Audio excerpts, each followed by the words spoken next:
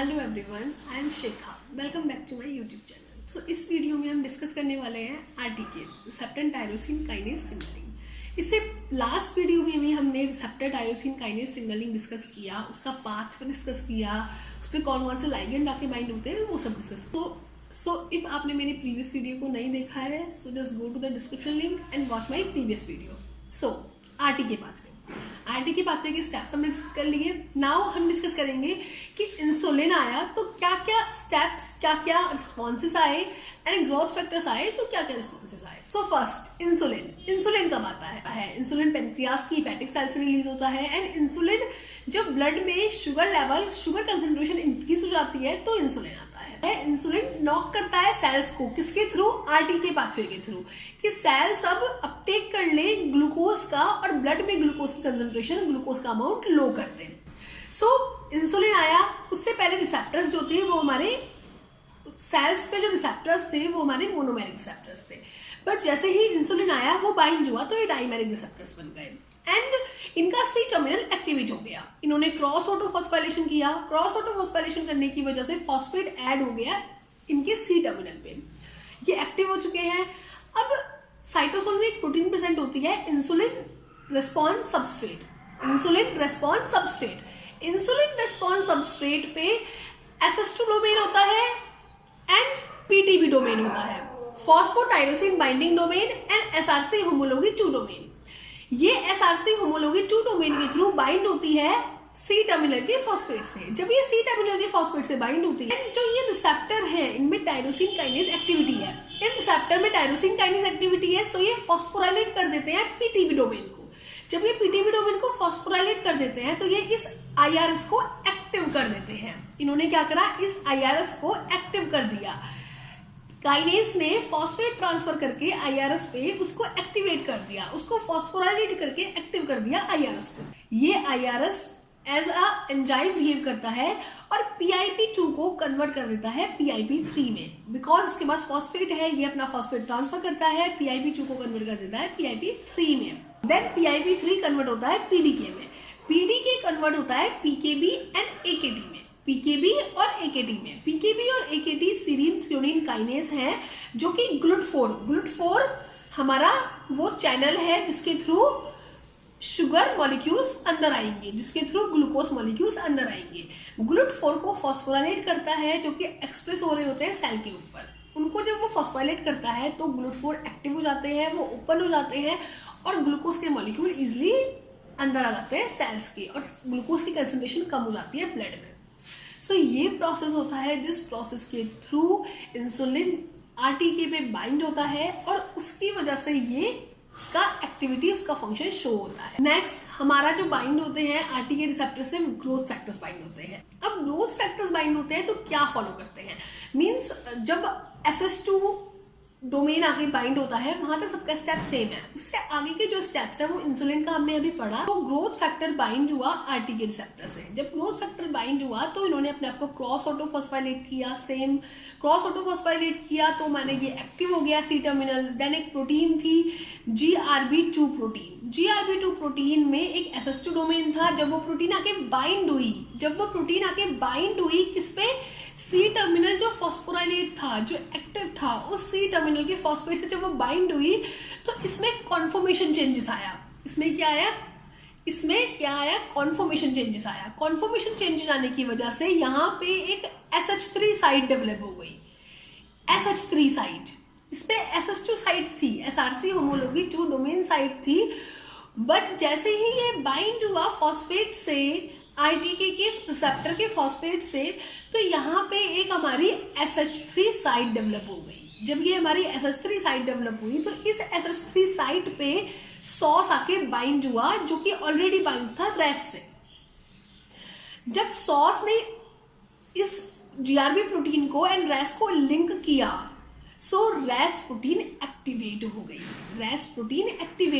And race protein के पास GDP था, वो GDP में एक्सचेंज हो गया बिकॉज रेस के पास ग्वानिन एक्सचेंज फैक्टर था, जो कि एक्टिवेट हो गया जब रेस एक्टिवेट हुआ तो ग्वानिन एक्सचेंज फैक्टर भी एक्टिवेट हुआ।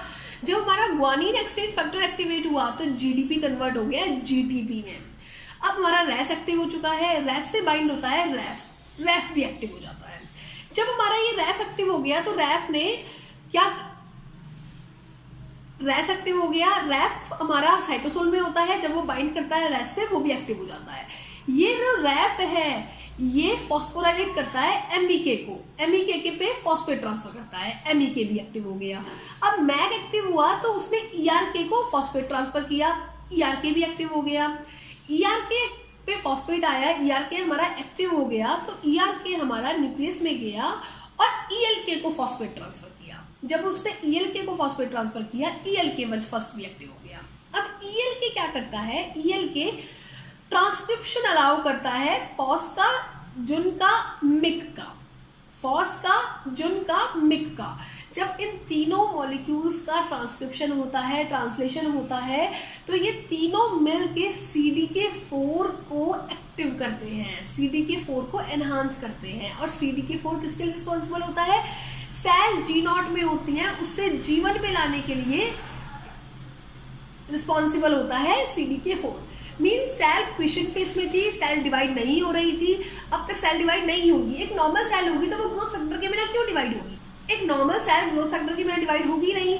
बट जैसे ही ग्रोथ फैक्टर आएगा जब तो डिवाइड होगी, ग्रोथ फैक्टर आरटीके पाथवे को फॉलो करके किसको एक्टिव कर देता है, फॉस, जुन एंड मिक को एक्टिव कर देता है। एंड ये फॉस, जुन एंड मिक ये रिस्पॉन्सिबल होते हैं कि हमारा CDK एक्टिव हो जाए, CDK4 एक्टिव हो जाए। जब CDK4 एक्टिव हो जाता है तो G0 की फेस की जो सेल होती है वो G1 फेस में आ जाती है, एक नॉर्मल सेल साइकिल परफॉर्म करती है और ग्रोथ करती है, प्रोलिफरेशन करती है, डिवीजन करती है। ये हमारा रीजन है, ग्रोथ फैक्टर आता है तो डिवीजन होना क्यों स्टार्ट होता है। सो अब इस पाथवे को रेस मैप पाथवे बोलते हैं। क्यों बोलते हैं इसको रेस मैप पाथवे, तो इसमें रेस प्रेजेंट है। एंड ये जो रेफ है ये मैप 3 के होता है, MEK जो है मैप 2 के होता है, ERK जो है मैप के होता है। हमारा रेफ, MEK और ERK है, ये सब हमारा माइटोजन एसोसिएटेड प्रोटीन है। So this is a ras map pathway. Ras map pathway के थ्रू ग्रोथ फैक्टर्स आए और उन्होंने सेल को क्विशन स्टेज से डिवाइडिंग स्टेट में ट्रांसफर कर दिया।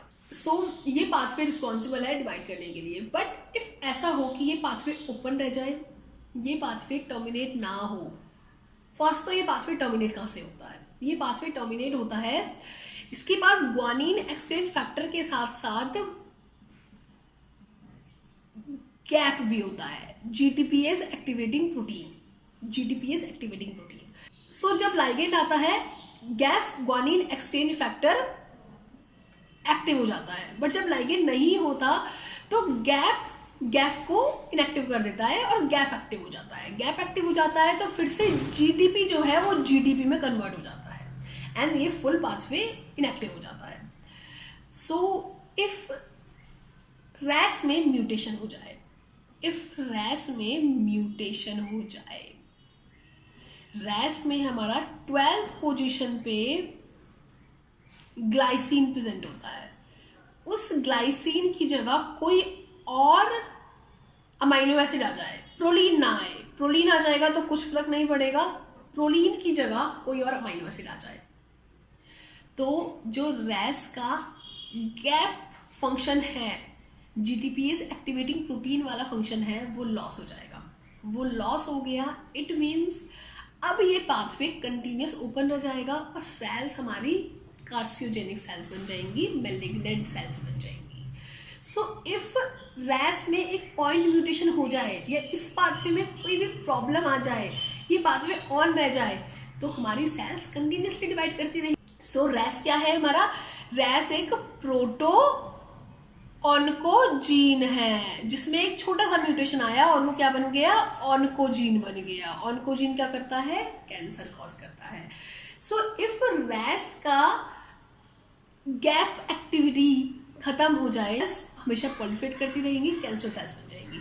बट इफ रैस की gap activity, guanine exchange factor activity loss हो जाए तो सेल्स कभी प्रोलिफरेट नहीं कर पाएंगी। कैंसर में जो पाथवे सबसे ज्यादा डिस्टॉर्ट होता है वो है Ras MAP pathway. Ras MAP pathway distort होते ही हमारा कैंसर हो जाता है, एक पॉइंट म्यूटेशन होने पर हमारा कैंसर कॉज हो सकता है। सो नेक्स्ट वीडियो में हम serine threonine kinase pathway, JAK STAT pathway, ये सब कवर करेंगे। Best of luck, thank you.